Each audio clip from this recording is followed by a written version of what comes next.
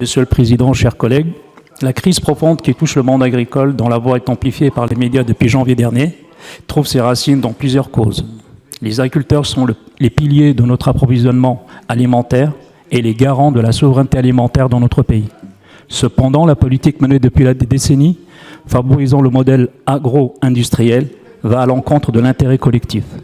Cette politique nuit à nos écosystèmes, à notre santé et en tant que consommateurs, ainsi qu'à la santé des hommes et des femmes qui travaillent la terre.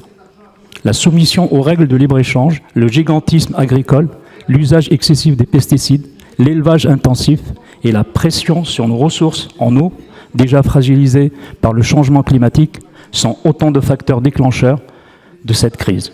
Pour la résoudre, il est impératif d'adopter une approche politique volontaire et coordonnée entre les différents échelons territoriaux et nationaux. Le secteur agricole en France génère des milliers d'emplois et contribue à l'aménagement et à la vitalité de nos territoires. Cependant, le modèle agricole actuel ne répond pas aux besoins collectifs, que ce soit sur les plans écologiques, social, sanitaire ou économique. Il ne garantit plus à celles et à ceux qui nous nourrissent une rémunération digne et des conditions de vie décentes. Les manifestations de janvier ont mis en lumière plusieurs conceptions d'agriculture et des analyses diverses quant aux causes de ce malaise. À travers la question de la production et de la souveraineté alimentaire, les revendications des agriculteurs expriment une vision plus large de l'avenir que nous souhaitons. Si nous soutenons les différentes politiques proposées dans ce rapport, pour accompagner les agriculteurs de notre région, notamment en termes financiers et de formation, la vision de l'agriculture portée au préambule du rapport, opposée à des objectifs de transition écologique et de sortie du marché, s'inscrit à l'encontre de notre vision de l'agriculture pour le bien commun. Le rapport identifie principalement les normes environnementales et l'interdiction des phytosanitaires comme les principaux responsables de la crise agricole. Cependant, il ne remet pas en question la soumission de l'agriculture aux logiques libre-échange, notamment portée par l'Union européenne. La libéralisation des marchés et la baisse des prix, notamment portée par l'Union européenne, entraînent les agriculteurs dans une course à la compétitivité au détriment des normes sanitaires et environnementales. Cela favorise la mise en concurrence de notre agriculture française avec l'étranger. L'agrandissement des exploitations et la financiarisation de l'agriculture alimentent ainsi davantage le malaise. Ne pas agir sur ces leviers ne permettra pas de régler les causes profondes de la crise.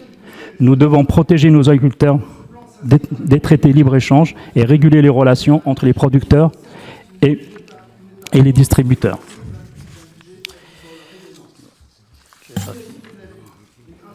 La préconisation du rapport de se soustraire aux normes environnementales et à l'interdiction des produits phytosanitaires est également une impasse pour le collectif.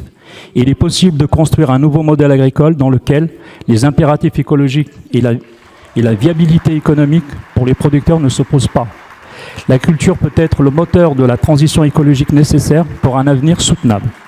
Porter l'écologie comme principal coupable est une impasse dangereuse. Pour instaurer les conditions d'une agriculture rémunératrice et respectueuse de la dignité de tous les agriculteurs, nous devons œuvrer collectivement à la sortie de la logique du marché. Cela implique tout d'abord, au niveau national, de plaider pour l'établissement des prix planchers, des quotas d'importation et des productions, ainsi que la mise en place d'une réforme foncière facilitant l'accès à la terre. Au niveau régional, nous devons favoriser par tous les moyens possibles l'agriculture de proximité et encourager davantage les circuits courts ainsi que le regroupement en coopérative. Nous appelons également à intégrer la proximité des producteurs à la taille humaine de son exploitation comme critère dans les appels d'offres de la restauration collective. De plus, nous pouvons travailler à l'octroi de subventions pour compenser les investissements et les autres coûts générés par la transition écologique de l'agriculture, tout en favorisant la transition des producteurs vers une production durable. Je réitère au nom de mon groupe tout notre soutien aux agriculteurs et aux agricultrices dans leur lutte pour un revenu digne et les remercie au nom du collectif de travailler chaque jour à nous nourrir. Merci.